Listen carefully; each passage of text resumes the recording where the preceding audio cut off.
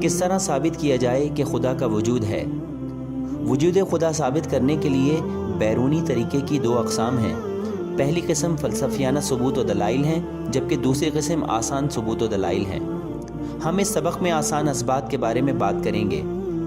جب ہم اس کائنات کے نظم و ضبط کے بارے میں غور و فکر کرتے ہیں تو ہم پر یہ بات عیاں ہو جاتی ہے کہ کوئی ہے کہ جو اس کائنات کا نظام انتہائی نظم و ضبط کے ساتھ چلا رہا ہے۔ مثال کے طور پر غور کریں کہ کس طرح سورج کے گرد سیارے گردش میں ہیں اور کس طرح زمین سورج کے مدار میں ٹھیک جگہ پر موجود ہے۔ اگر زمین سورج سے تھوڑا بھی قریب ہوتی تو یہ انتہائی گرم ہوتی، تو ہم یہاں زندگی گزارنے کا تصور بھی نہیں کر سکتے تھے۔ اسی طرح اگر زمین سورج سے تھوڑا بھی دور ہوتی تو یہاں بہت ٹھنڈ ہوتی اور ہمارا اس زمین پر زندگی گزارنا مشکل ہو جاتا۔ اس لیے زمین سورج سے مناسب ترین فاصلے پر موجود ہے کہ یہاں زندگی گزاری جا سکے۔ ایک اور مثال، رات کا دن میں اور دن کا رات میں بتدریج تبدیل ہونا۔ صبح کے وقت روشنی بتدریج اندھیرے کے پردوں کو چھلنی کرتی ہے اور رات میں روشنی آہستگی سے ڈھلتی ہے تاکہ اندھیرا فراہم کرے۔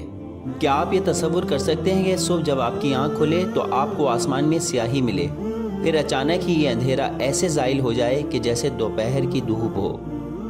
یہ بتدریج تبدیلی زمین کے اپنے درست محور میں بالکل صحیح حساب و منظم انداز سے چکر لگانے کی وجہ سے ہی ہو سکتی ہے۔ مزید یہ کہ حقیقت یہ ہے کہ اس کائنات میں تمام چیزیں آپس میں ہم آہنگی کے ساتھ اپنی ذمہ داریوں کو پورا کرنے میں مصروف عمل ہیں۔ یہ اس بات کا ثبوت ہے کہ کوئی ایک منفرد خدا اور مالک موجود ہے جو اپنی مخلوق کو پیدا کرتا اور برقرار رکھتا ہے۔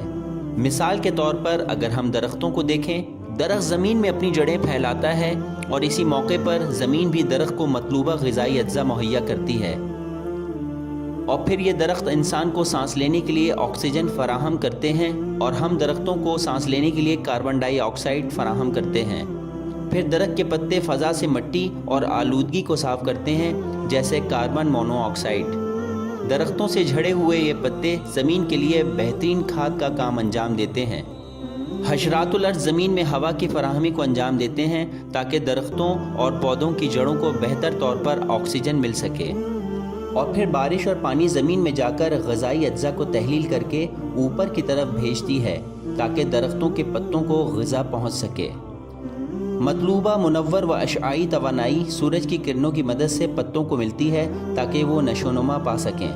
جانور درختوں کو کھانے اور غذائی اجزاء کے طور پر استعمال کرتے ہیں، اور ان کے فاضل مادے زمین میں جا کر کھاد کا کام انجام دیتے ہیں تاکہ درختوں اور پودوں کی نشو و نما میں مدد مل سکے۔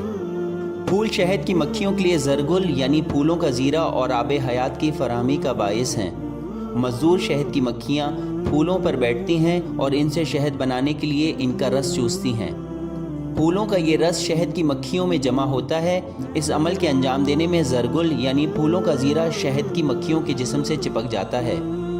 جب یہ مکھیاں ایک پھول سے دوسرے پھول پر بیٹھتی ہیں تو یہ زرگل پودوں میں پھیل جاتا ہے، تب پودے بیج بنانے کے قابل ہوتے ہیں تاکہ اس نسل کے مزید پودے پیدا کر سکیں۔ مختلف اقسام کے پھولوں سے زرگل اور آب حیات لے کر جب یہ شہد کی مکھیاں واپس اپنے گھر کو جاتی ہیں تو سب مل کر شہد بناتی ہیں۔ یہ پورا عمل اسی طرح چلتا رہتا ہے۔ مثال کے طور پر اگر ان شہد کی مکھیوں کو اس ماحول سے ختم کر دیا جائے تو نہ صرف یہ پودے متاثر و خراب ہوں گے، بلکہ وہ تمام جاندار جو ان پودوں کی وجہ سے زندہ ہیں، ان سب کی بقا کا عمل متاثر ہوگا۔ شہد کی مکھیوں کے نہ ہونے کا مطلب پورے ماحولیاتی نظام کو ڈھانا ہے، اور اسی طرح درختوں اور دوسری چیزوں کے لیے بھی نظام قدرت جاری و ساری ہے۔ قدرت کا ہر ماحولیاتی نظام مکمل طور پر انتہائی باریکی و توازن کے ساتھ قائم ہے۔ سوال: کیا آپ سمجھتے ہیں کہ یہ سب خود بخود وجود میں آ گیا؟ نہیں، یقیناً کوئی عظیم خالق موجود ہے جس کے ہاتھ میں یہ تمام نظام قدرت ہے۔